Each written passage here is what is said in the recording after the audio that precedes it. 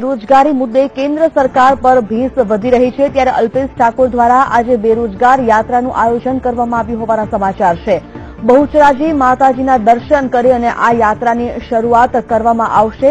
અલ્પેશ ઠાકોરે એક હુંકાર ભર્યો છે કે હવે સરકાર તેમના તાઇફા બંધ કરે અને બેરોજગારી હટાવવાના પ્રયત્નમાં લાગી જાય। सरकारनी ताकत नहीं कि फिक्स पे कर्मचारी ने कायमी न करे। जो कि आ तमाम मुद्दे फिक्स पे कर्मचारी ने कायमी नहीं करे तो सिंहासन खाली करवू पड़शे तेवो हुंकार अत्यारे अल्पेश ठाकोर द्वारा भरवामां आव्यो छे। अल्पेश ठाकोरे आज बेरोजगार मामले पोतानुं निवेदन आप्युं छे अने कह्युं छे कि बहुचराजी माताना दर्शन कर्या बाद बहुचराजीथी अमदावाद खाते बेरोजगार यात्रा काढवामां आवशे। ठाकोर समाज न फक्त परंतु मुस्लिम समाज, पाटीदार समाज, दलित समाज, नाई समाज तमाम बेरोजगार युवानो पण आ यात्रामां मोटी संख्यामां जोडावाना छे। ठाकोर सेनाना आगेवान अल्पेश ठाकोर बेरोजगारी मुद्दे आज बहुचराजीथी विशाळ बेरोजगार रेली योजी रह्या छे।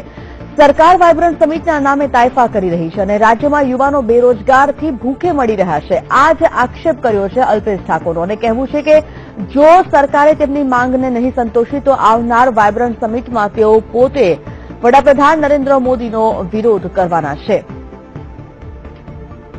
मयूर मेवाड़ा बीटीवी संवाददाता जोड़ाई गया है बहुचराजीथी। मयूर, खास करीने बेरोजगार यात्रानो एक हुंकार भर्यो छे अल्पेश ठाकोर द्वारा। खास करीने त्यां केवो माहोल छे, परिस्थिति शुं छे ते जाणीशुं अने अल्पेश ठाकोर द्वारा मांग शुं राखवामां आवी छे सरकार पासे।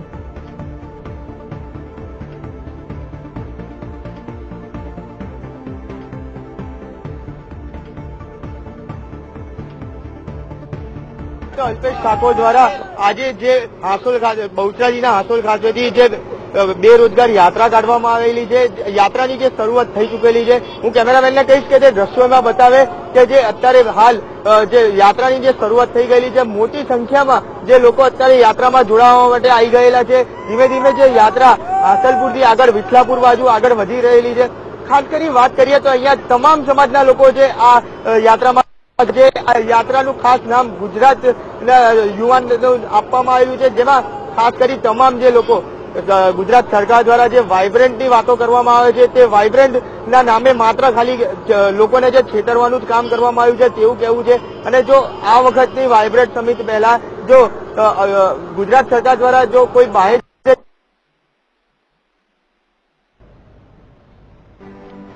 तो अल्पेश ठाकोर द्वारा आज बहुचराजी माताना दर्शन कर्या बाद आ रेलीनी शरूआत करवामां आवी छे। बेरोजगार रेली यात्रा योजवामां आवी छे। अल्पेश ठाकोर कही रह्या अल्पेश ठाकोर भी जे आपणे તેમની જે વાત કરીશું।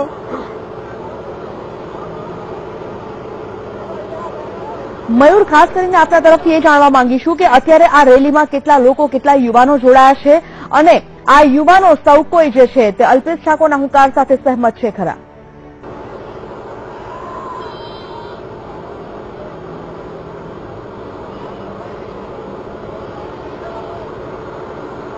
ચોક્કસથી સંજીવની અહીંયા જે કહેવાય કે મોટી સંખ્યામાં લગભગ 10,000ની આસપાસ જે યુવાનો છે તે આ રેલીની અંદર જોડાયેલા છે। આપણે અત્યારે હાલ અલ્પેશ ઠાકોર આપણી જોડે છે, આપણે તેમની જોડે સીધી વાત કરીશું। અલ્પેશભાઈ, ખાસ વાત કરીએ તો આજે જે આ રેલી બેરોજગાર રેલી કાઢવામાં આવેલી છે, કેટલા લોકો આની અંદર જોડાયેલા છે, કેટલી બાઇકો, કેટલી ગાડીઓ આવેલા છે? જો અત્યારે 10,000 અને 1,000થી વધારે 4 વ્હીલર ગાડીઓ અને મોટા બધી ગાડીઓ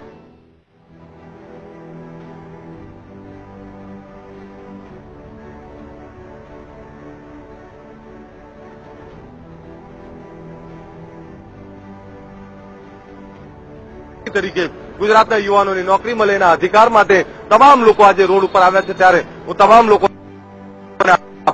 અમારી સરકાર જોડે સરકાર અમને વાઇબ્રન્ટની અંદર વાયદાઓ આપે, ફોકળ વાયદાઓની અમારે નક્કર પોલિસી જોઈએ છે। આવનારા સમયની અંદર કેટલા યુવાનોને નોકરી આપશે અને જે ઉદ્યોગો આવે છે એમાં 85% નોકરીનું વચન આપે તો જ આવનારા સમયની અંદર આ વાઇબ્રન્ટ થશે। ખાસ કરી અલ્પેશની વાત કરીએ, સવારે તમે એક વાત કરી હતી કે જો કોઈ બાહેધરી આપવામાં નહીં આવે તો વાઇબ્રન્ટ તો નહીં થવા દેવામાં આવે। તો નરેન્દ્ર મોદી ગુજરાત આવવાના છે વાઇબ્રન્ટ માટે, તો તેમના કાફલાને બી રોકવાની વાત કરવામાં આવે છે। કઈ રીતે આખી જે વ્યવસ્થા કરવામાં આવશે? એટલે સાહેબને સ્પષ્ટ કહીશું કે સાહેબ અહીંયા બેઠેલી સરકાર નમાલી થઈ ગઈ છે, અહીંયા બેઠેલી સરકારની સંવેદના ગુમાઈ ચૂકી છે અને આ સરકાર અમારે ન્યાય નથી આપવા માંગતી। એટલે 100% અમે માન્ય વડાપ્રધાનશ્રીની ગાડી રોકીને એમને અમારો અવાજ પહોંચાડવાનો પ્રયત્ન કરીશું કે સાહેબ અહીંયા આ લોકો અમને રોજગારી નથી આપતા, આપણું ગુજરાત એ વિકાસશીલ ગુજરાત નથી રહ્યું, આ વિકાસશીલ ગુજરાત નથી રહ્યું, એની અંદર આપ રસ લો, નહીતર આવનારા સમયની અંદર ગુજરાતમાં એક મોટો જનસેલાબ ઉપડશે. અલ્પેશભાઈ, એક બીજી વાત કરીએ. સવારે તમે એક વાત કરી હતી કે તમને ક્યાંક ધમકીઓ બી મળી રહી છે. કોના દ્વારા ધમકીઓ મળે છે, કોણ આપે છે? અહીંયા સરકાર તરફથી એક ચેતવણી આપવામાં આવી છે કે રોકી જાઓ નહીતર અમે જેલમાં નાખી દઈશું, મારી નાખીશું. અને સરકારના કેટલાક પીઠુઓ આવો પ્રયત્ન કરી રહ્યા છે, પણ મેં કહ્યું છે એમને કે અહીંયા મરવા તૈયાર છે. હું તો યાહમ કરીને નીકળ્યો છું અને તાકાત જો તો અલ્પેશ ઠાકોરને મારી બતાવો, રોકી બતાવો. હું તો બધી બલિદાન વેચવા તૈયાર છું. જો મારા ગુજરાતી યુવાનોને નોકરી મળતી હોય, હું મારા લોકો માટે નીકળ્યો છું, મારા લોકો માટે નીકળ્યો હોય ત્યારે આહુતિ પહેલી હું મારી આપવા તૈયાર છું. સંજીવની, આ અલ્પેશ ઠાકોર ખાસ તેમનું કહેવું છે કે તેમની જે સ્પષ્ટ માંગ છે કે ગુજરાતના જે બેરોજગાર યુવાનો છે તેને જે 85% નોકરી ગુજરાતના યુવાનોને મળે. જો આ નોકરી જો યુવાનોને આપવામાં નહીં આવે તો ચોક્કસથી આ વખતની વાઇબ્રન્ટ સમિટ તો નહીં જ થવા દેવા હોય. તો ઉપરાંત વડાપ્રધાન નરેન્દ્ર મોદી જે ગુજરાતમાં આવવાના છે તેમના કાફલાને બી રોકવાની જે આ લોકો આ વખતે તૈયારી બતાવવામાં આવી છે. સંજીવની, બિલકુલ મયુર, સમગ્ર માહિતી માટે આપનો ખૂબ ખૂબ આભાર.